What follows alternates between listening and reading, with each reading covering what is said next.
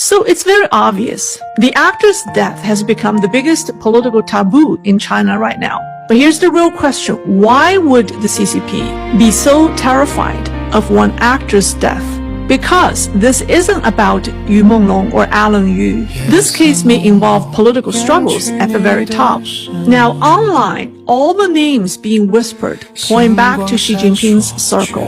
His brother Xi Yuanping, Cai Qi's son or sons by mistresses. I've covered that in my previous live streams and programs. You could watch that. Now, even the mysterious 23-year-old woman, Yang Lanlan, who was involved in a $1 million car crash in Sydney, Australia, who many believe to be a Xi family princess, are linked to the actor's death. And then in the past 2 days, new whispers have spread that the woman who organized the fateful party, the woman who invited Alan Yu to the party, was linked to none other than Xi Jinping's wife, Peng Liyuan. So now, I'm not saying all of these claims are true, but I'm not saying they're all false either. Which one is true or false doesn't matter.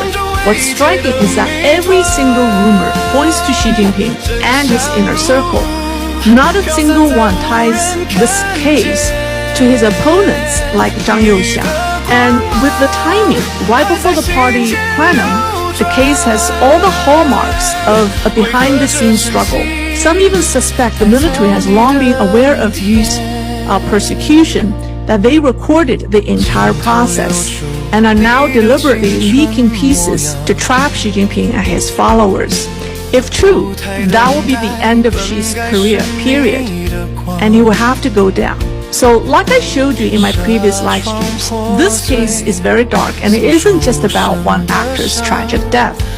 It involves money laundering, arms smuggling, and the children of party elites using the entertainment industry as their cover.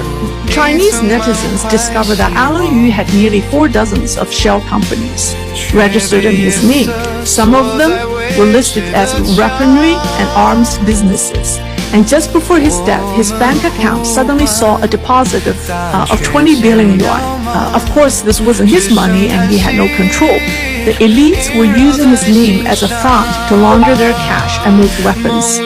He knew too much, and when he refused to cooperate, the powerful people behind it wanted him gone. So the above is pretty much what you have heard through several programs I did.